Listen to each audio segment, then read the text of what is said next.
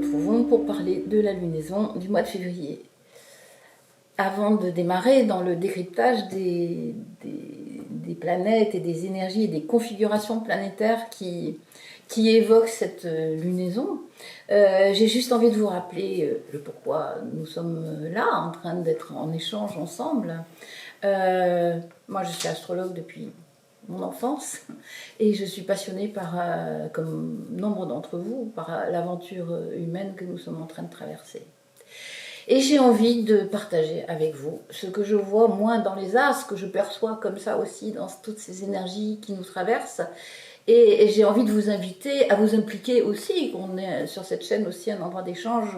Donc j'attends de vous aussi que vous puissiez déposer votre avis, que vous puissiez partager sur cette chaîne vos réflexions, vos expériences, ce qui est important pour vous. Qu'on puisse s'accompagner, voilà, qu'on puisse se tisser et partager de la conscience, parce qu'à plusieurs, on est plus fort, mais on est aussi plus ample, on est plus vaste.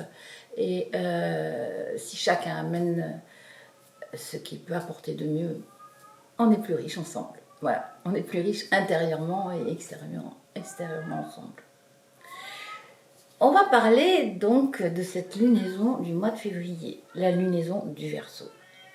Nous sommes en train de rentrer dans l'ère du Verseau, c'est une transition qui se fait sur de nombreuses années. Il faut quand même aussi bien sentir qu'à l'échelle humaine, nous sommes venus pour cette transition, pour accompagner cette transition, et chacun, on l'accompagne à notre manière.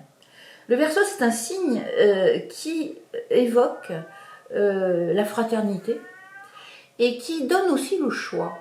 Je dirais, il y a deux planètes qui sont maîtresses du Verseau. Il y a Uranus et il y a Saturne.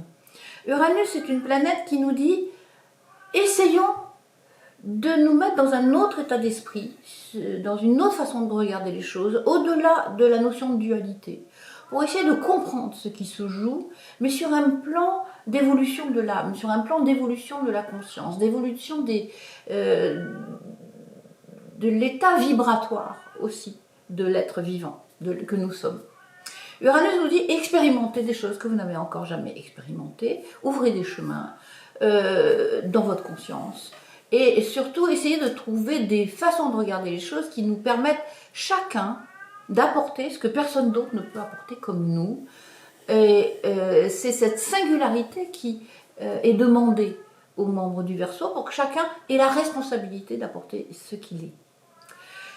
Le Saturne, qui est l'autre planète maîtresse, parle davantage de la maîtrise des sciences, des technologies, de l'intelligence, de la logique, des structures, de la façon de créer des règles et des lois qui orchestrent la vie et qui amènent la vie à prendre une certaine forme.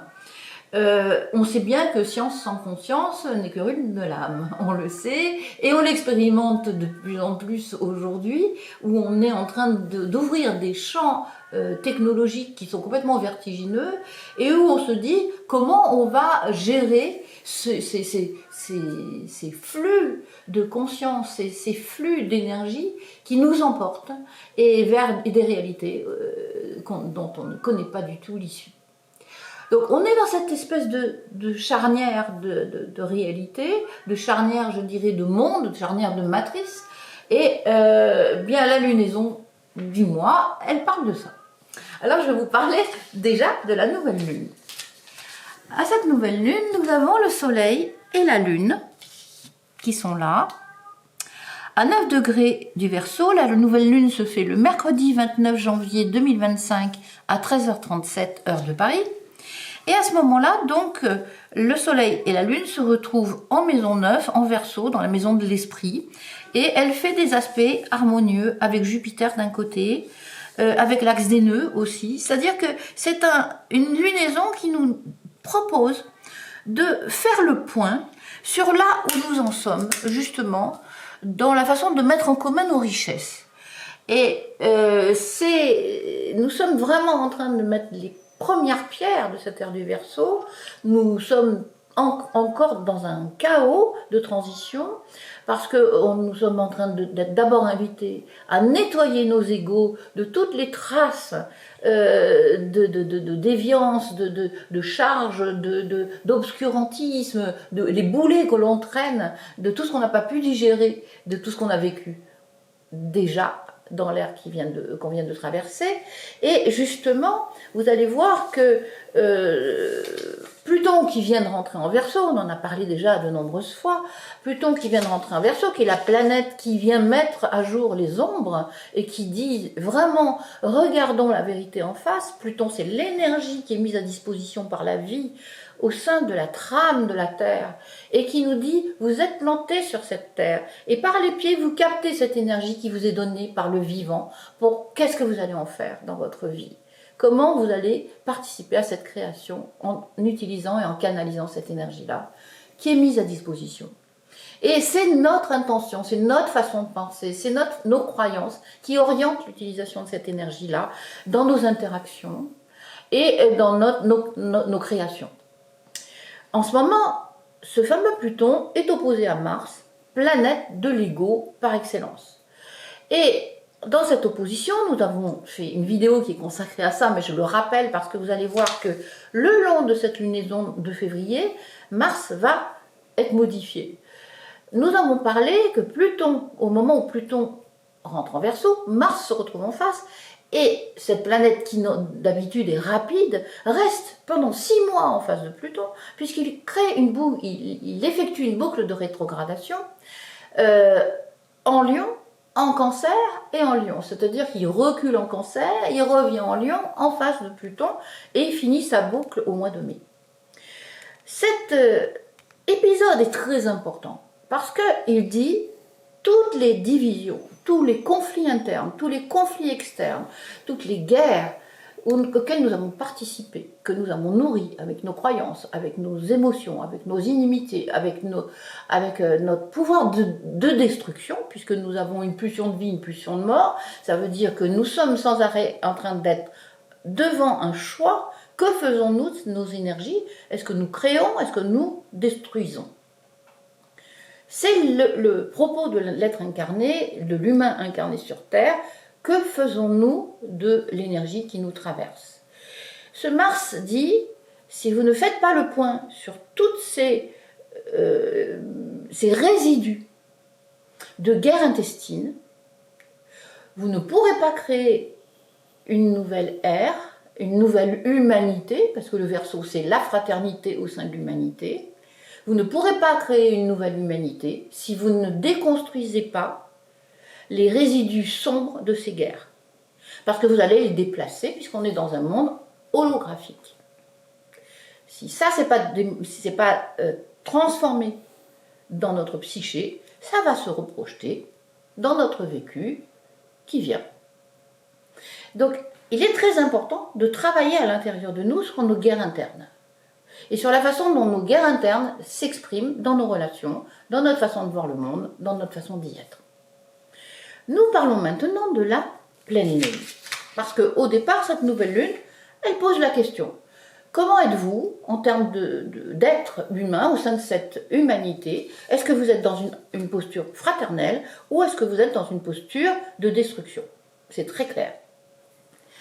Et si c'est le cas, rentrez dans votre laboratoire et faites ce qu'il faut. Parlons de la pleine lune. Au moment de cette pleine lune, qui va se produire le mercredi 12 février à 14h55, heure de Paris, nous avons le Soleil qui a avancé à 24 degrés du Verseau, qui s'oppose à la Lune en Lion à 24 degrés du Lion. Cet axe Verseau-Lion parle bien sûr de l'ego et de la place de l'ego au sein du collectif. Et ce qui est très intéressant, mais aussi très interrogeant, c'est que ces deux luminaires, Lune et Soleil, se retrouvent en aspect dissonant avec Uranus, qui est en Taureau. Alors là, je vais parler de ça. Uranus en Taureau nous dit, est-ce que vous allez enfin changer, libérer votre rapport au vivant? Est-ce que vous allez enfin mettre de l'esprit dans votre façon de voir le vivant? Est-ce que vous allez enfin assumer de façon causale, c'est-à-dire dans une logique de cause à effet, ce que vous faites au vivant, c'est ce que vous vous faites à vous? Ça veut dire que, comme on est avec les animaux, quand on est avec les plantes, comme on est avec la terre, si on démolit tout, on se démolit.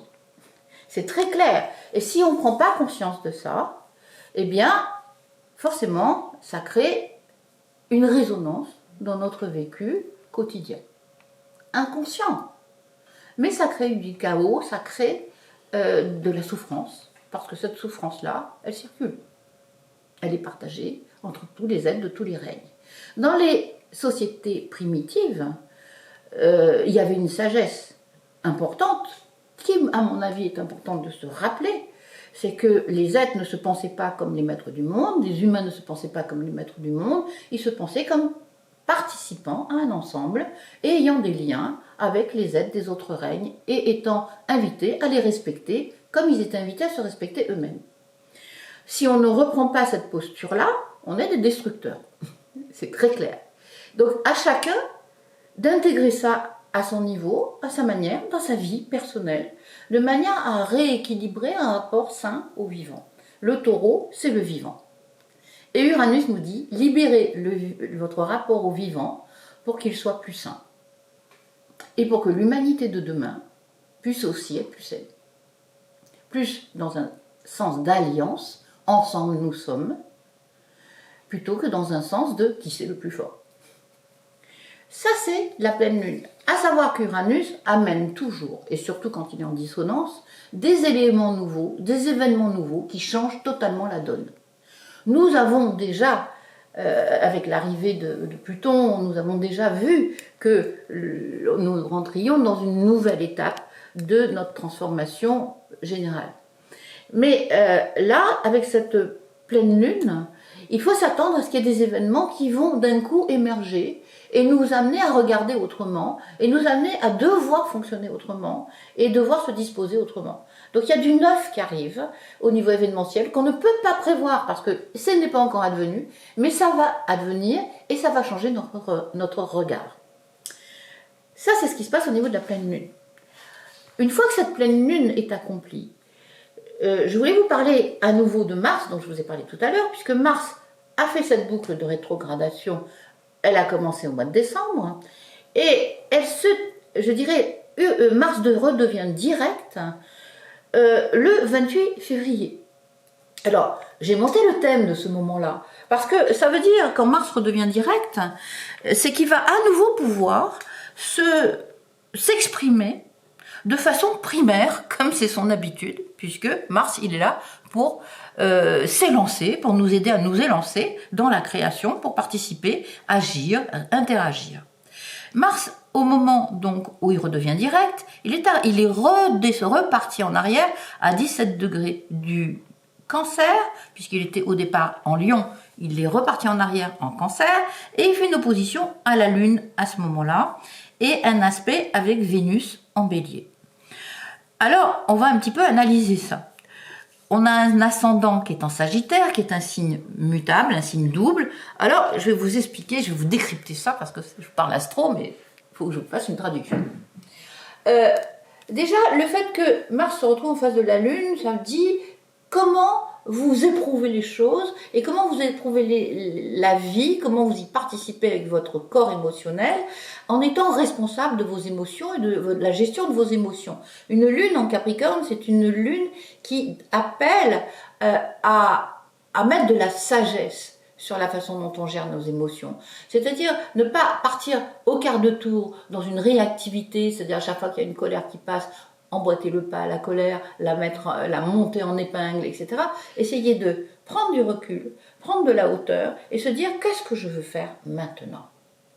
Comment j'ai envie de participer maintenant à la vie ? Voilà.